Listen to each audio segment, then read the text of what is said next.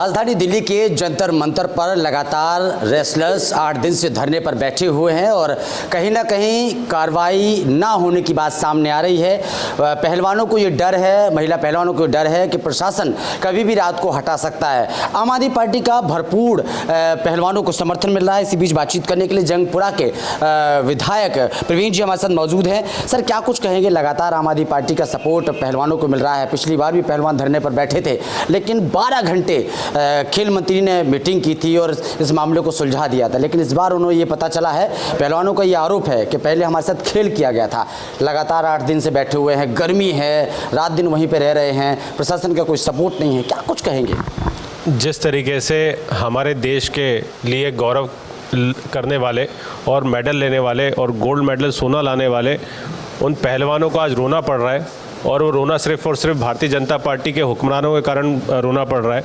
जिस व्यक्ति को सलाखों के पीछे होना चाहिए था, वो बेबाक तौर पे और आज़ाद तरीके से इंटरव्यू दे रहा है। ये बताइए देश में क्या चल रहा है, ये देश में क्या स्थिति है, ये देश में किस तरीके का लोकतंत्र चल रहा है। उस व्यक्ति के ऊपर अभी रिसेंट एफआईआर में, अभी जो पहलवानों ने की है, उसके ऊपर जो है सेक्सुअल हरासमेंट की और पॉक्सको एक्ट की, दोनों की एफआईआर दर्ज हो चुकी है।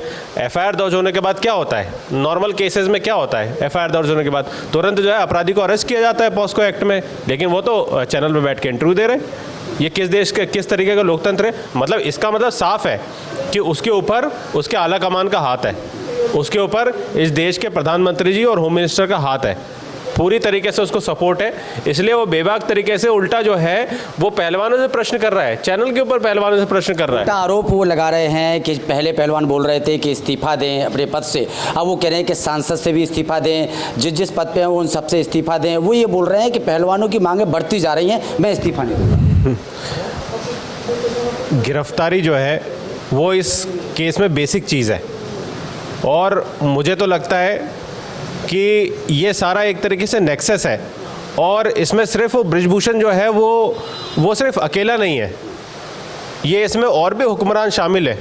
इस वजह से, क्योंकि वो अगर गिरफ्तार होगा तो और भी लोगों की पोल खोलेगा, इसलिए इसके ऊपर पूरा हाथ है और इस केस को जो है दबाने की लगातार कोशिश हो रही है। पिछली बार भी पहली बार जंतर मंतर बैठे थे, उस टाइम पे भी कमेटी बना के घोल-मोल लगा के केस को निपटाने की कोशिश की गई थी। अब दोबारा जब ये बैठे, मतलब उनकी लाइट काटी जा रही है, उनकी बिजली काटी जा रही है, उनको पानी काटा जा रहा है, खाना अंदर नहीं आने दिया जा रहा।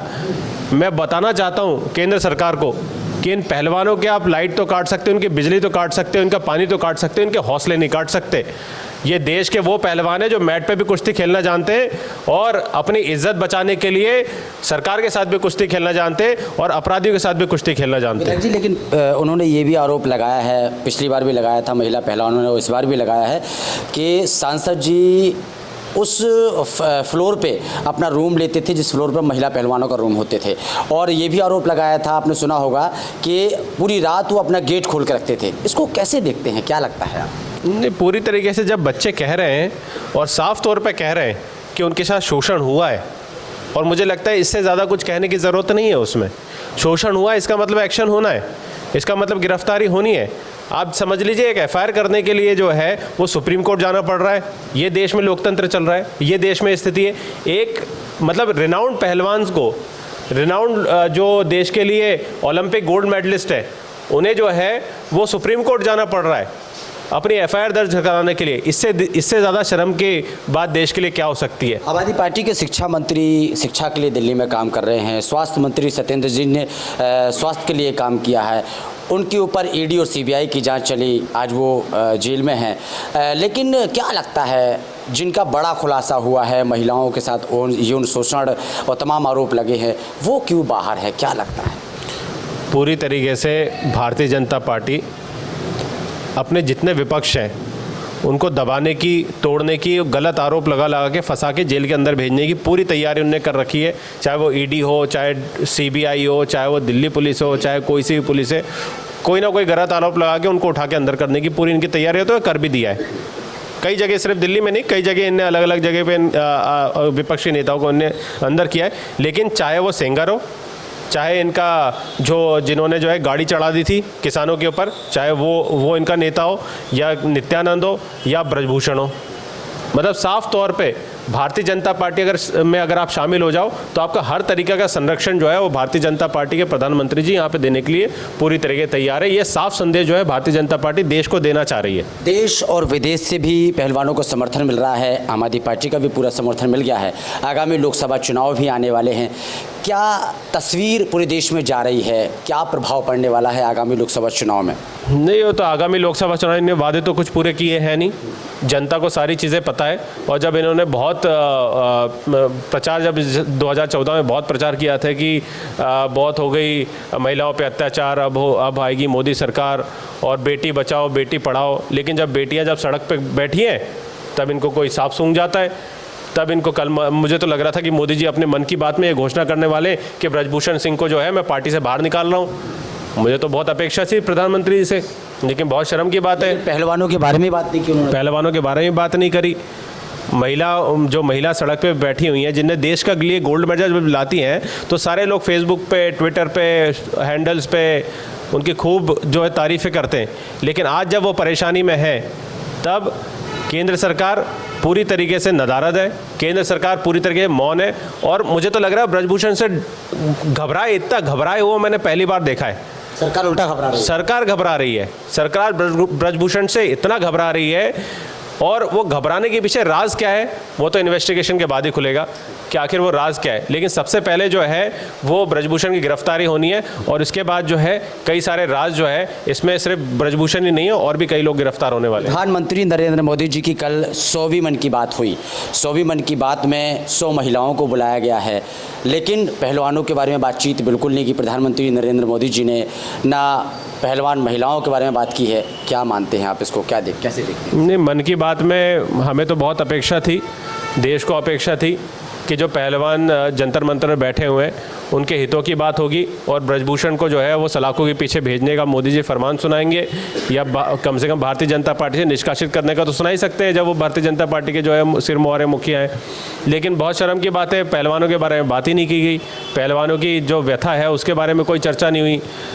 जब ये गोल्ड मेडल लाते हैं उस समय तो मन की बात में सारी इनकी पूरी कहानी जो है बयां होती है, लेकिन आज जो वो परेशानी में है तब उनकी कोई बात नहीं होगी, तब उनका कोई साथ नहीं दिया जाएगा। इसका मतलब तो साफ जाता है कि भारतीय जनता पार्टी ये बताना चाह रही कि हम सिर्फ सुख के साथी हैं, दुख के साथी नहीं हैं। पहलवानों की जो मांग है उसको आप कैसे देखते हैं? और जिस तरीके से ब्रजभूषण शरण जी लगातार चैनलों पे आकर जिस तरीके से उनको जवाब दे रहे हैं, वो ये कह रहे हैं कि तमाम आरोप लगाते जा रहे हैं, अब मैं इस्तीफा नहीं दूंगा, इसको कैसे देखते हैं? नहीं, जब चैनल पे वो साफ तौर पे कह रहा है कि हम तो जो है वो गोलियां चलाते हैं, हम तो जो है मैंने तो गोली चलाई थी उसके ऊपर, ये चैनल पे साफ तौर पे 1 साल पहले उन्होंने इंटरव्यू दिया था, अभी भी वो चैनल पे आके इंटरव्यू दे रहे हैं अलग अलग चीज़ों पर।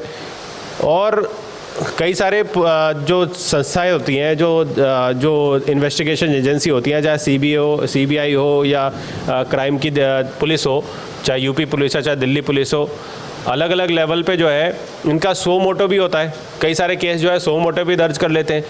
जब खुद कन्फेस कर रहे हैं कि मैंने गोली चलाई है तो सो मोटो पे इन्हें केस दर्ज करना चाहिए।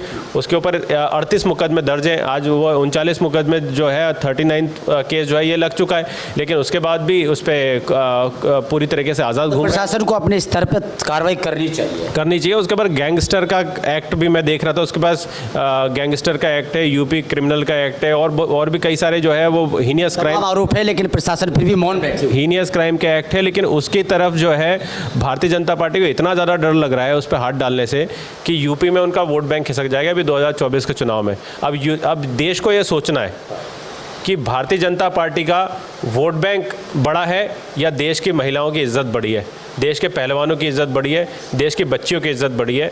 ये देश के लोगों को तय करना है कि क्योंकि भारतीय जनता पार्टी ने तय कर दिया है कि उनके लिए वोट बैंक बड़ा है, और इसलिए वो ब्रजभूषण सिंह को जो है लगातार बचाने की कोशिश कर रहे हैं। लेकिन देश को तय करना है कि वो बच्ची के साथ है या भारतीय जनता पार्टी के वोट बैंक के साथ है। विधायक जी, लास्ट सवाल, टाइम्स उन्होंने जो सीएम केजरीवाल जी के महल का, शीश महल का खुलासा किया, इसको कैसे देखते हैं आप, कितनी सच्चाई है इसमें? नहीं, ये तो अभी जो अलग अलग राज्यों में आपने देखा होगा, जैसे मोदी जी का भी मैंने ट्वीट भी किया था, करीबन 80 करोड़ से ज़्यादा का, आई थिंक 500 करोड़ से ज़्यादा का पैसा जो है उनके 7 रेस कोर्स रोड के रिनोवेशन में लग गया है।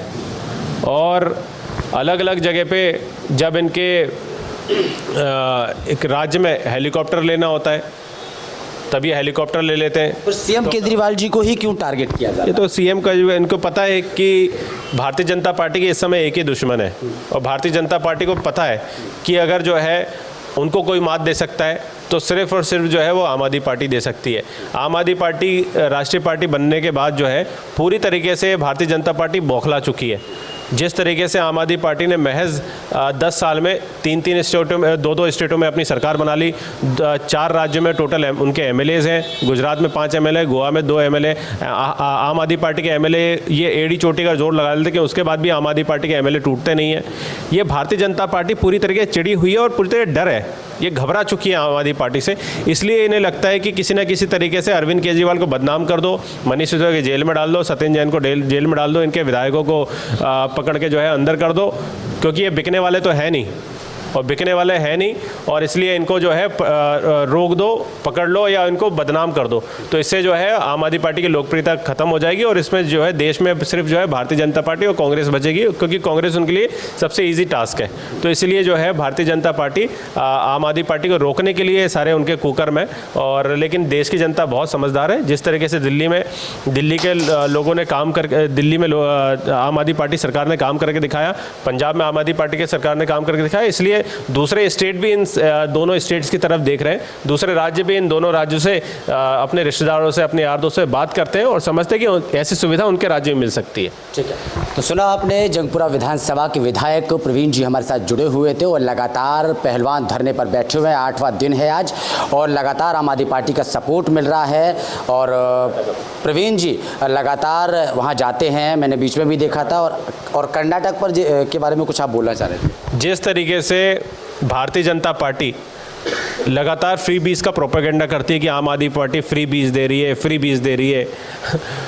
आज ही मैंने न्यूज़ चैनल में सुना, अभी इन्होंने मैनिफेस्टो जारी किया। मैनिफेस्टो में ये लोग 3 सिलेंडर मुफ्त देने की बात कर रहे हैं, ये लोग राशन मुफ्त देने की बात कर रहे हैं। इस तरीके की जब ये भारतीय जनता पार्टी मुफ्त देने की बात करती है तब क्या वो फ्री बीज नहीं होती? और आम आदमी पार्टी लोगों को सुविधा देने की बात करती है, बिजली, पानी, शिक्षा, स्वास्थ्य, अच्छे स्कूल, अच्छे अस्पताल देने की बात करती है।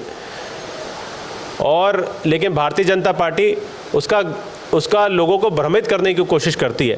क्या आम आदमी पार्टी गलत कर रही है? आम आदमी पार्टी गलत कर रही है और दोबारा जो है, लेकिन वही दिल्ली में वो भ्रमित करने की कोशिश करती है, लेकिन दूसरे राज्य में जाके आम आदमी पार्टी का एजेंडा कॉपी करती है। अभी कुछ राज्य में भारतीय जनता पार्टी वालों ने जो है 200 यूनिट बिजली के फ्री करने की घोषणा की थी। पिछले इलेक्शन में जो अमित शाह जी हैं उन्होंने अपने स्टेज से अनाउंस किया था कि हम जो है फ्री होम राशन डिलीवरी कराएंगे। ये भारतीय जनता पार्टी जो है आम आदमी पार्टी की कॉपी कैट बन चुकी है और ये आम आदमी पार्टी के एजेंडा और इनके जो पॉलिसीज़ हैं वो कॉपी करती है और दूसरे स्टेट में इम्प्लीमेंट करती है। इनका गुजरात मॉडल में तो कुछ है ही नहीं, गुजरात मॉडल इनका फ्लॉप हो चुका है, सारे देश के सामने बेनकाब हो चुका है। इनके पास अब जो देश में सिर्फ और सिर्फ जो है एक ही मॉडल है, वो दिल्ली मॉडल, जो जिससे लोग सीख रहे हैं, जिससे भारतीय जनता पार्टी भी सीख रही है और सीखते रहना जी, सीखना अच्छा बात है। चलिए, तो प्रवीण जी हमारे साथ जुड़े हुए थे, लगातार बातचीत की है, कर्नाटका के बारे में भी बात की है और लगातार जो पहलवानों का प्रदर्शन चला उस पर भी बातचीत की है। तमाम मुद्दों पर बातचीत करके उन्होंने ये कहा है कि आने वाले वक्त में लोकसभा चुनाव में शायद बदलाव होगा और देश की जनता देख रही है कि पहलवान किस तरीके से गर्मी में और बारिश में और रात के अंधेरे में वहाँ बैठे हुए हैं। कैमरामैन राहुल के साथ ब्रजेश कुमार, दिल्ली।